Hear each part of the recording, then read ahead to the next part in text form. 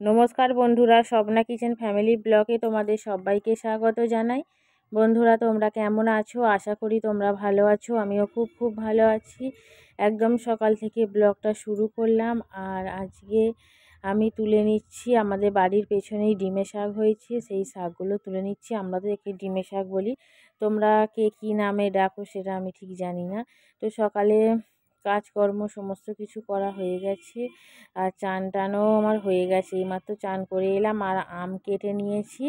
আমগুলো খুবই মিষ্টি, জানি না কীভাবে আচার হবে, তো ভাবলাম আমের একটু আচার করব। আমগুলো খুবই মিষ্টি। আর এতগুলো শাক হয়েছিল, দেখো এখনও অনেক আছে শাক।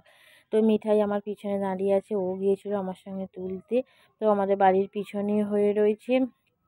তো শাক আমার কেটে নেওয়া হয়ে গেছে, আর যা যা রান্না হবে সেই সব সবজিপাতিও আমি সব কিছু কেটে নিয়েছি।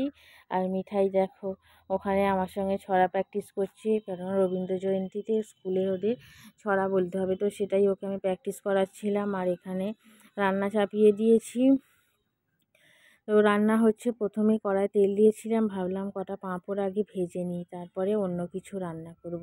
কারণ পাঁপড়টাতে একটু তেল বেশি লাগে না, তো সেই কারণেই কড়াটা আবার মাজার পরে করব, তেল রয়ে যাবে। সেই কারণে আমি যখনই পাঁপড় ভাজি, যে কোনো রান্নার আগেই কিন্তু পাঁপড়গুলো ভেজে নিই। তো আমার মতো নিশ্চয়ই অনেকেই করে এরকম দ্বারা, যে পাঁপড়গুলো আগে ভেজে নেয়। আর তারপরে চাপিয়ে দিয়েছি বেগুন ভাজা। তো পাঁপড় ভাজা, বেগুন ভাজা, তো আরও অন্যান্য কিছু রান্না হবে। তো যা যা রান্না করছি সবই শেয়ার করছি। আর এখানে কুমড়ো ভাজা করে নিচ্ছি। তো 3 রকমের রান্না মোটামুটিভাবে আমার হয়ে গেছে। পাঁপড় ভাজা, কুমড়ো ভাজা, বেগুন ভাজা। আর এখানে এই যে ডিমে শাক তুলেছিলাম, সেগুলো সিদ্ধ করতে বসিয়েছি। এগুলোর তরকারিও খায় অনেকে, বেগুন দিয়ে, আলু দিয়ে, ভালো লাগে, কিন্তু আমি একটু আজকে সিদ্ধ করছি, কারণ আলু দিয়ে মাখবো, এটাও কিন্তু খুব খেতে ভালো লাগে। আর তারপরে আজকে রান্না হচ্ছে খাসির মাংস। তো অনেক দিন খাসির মাংস রান্না হয়নি, মুরগির মাংসটাই বেশিরভাগ হয়, খাসির মাংসটা হয় খুব কম হয়। তো রান্না আমার মোটামুটিভাবে কমপ্লিট হয়ে গেছে। আর এখানে ভাতটা হলেই আমার রান্না শেষ হয়ে যাবে। তো আজকে আমার রান্না হয়েছে বেগুন ভাজা, তার সাথে কুমড়ো ভাজা, ডিমের শাক সিদ্ধ, আর তার সাথে হয়েছে পটল ভাজা, আর খাসির মাংস, আমের চাটনি। তো এই রান্নাই আজকে দুপুরে হয়েছে। আর ভাতটা প্রায় হয়েই এসেছে, ভাতটা হয়ে গেলেই আজকের মতো রান্না আমার কমপ্লিট হয়ে যাবে। তো বন্ধুরা, আজকে আমরা দুপুরে রান্না করে তারপরে খাওয়া দাওয়া করে অনেকটা সময় রেস্ট নিয়েছিলাম। আর তারপরে চাপিয়ে দিয়েছি রুটি। তো রুটির সাথে আজকে কিছুই করব না, কারণ ওবেলার খাসির মাংস রয়ে গেছে।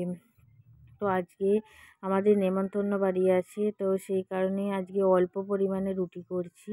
তো রুটি আর মাংস তোমাদের দাদাভাই খেয়ে নেবে, আর আমি, মিঠাই, স্বাগত, আমরা 3 জনে নেমন্তন্ন বাড়ি যাব।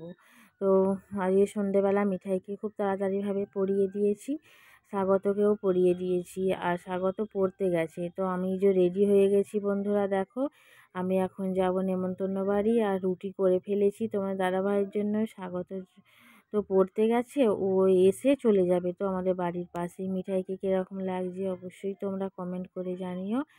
আর আজকের ব্লগটা এখানেই শেষ করছি। প্রথম থেকে শেষ পর্যন্ত দেখবার জন্য অসংখ্য ধন্যবাদ।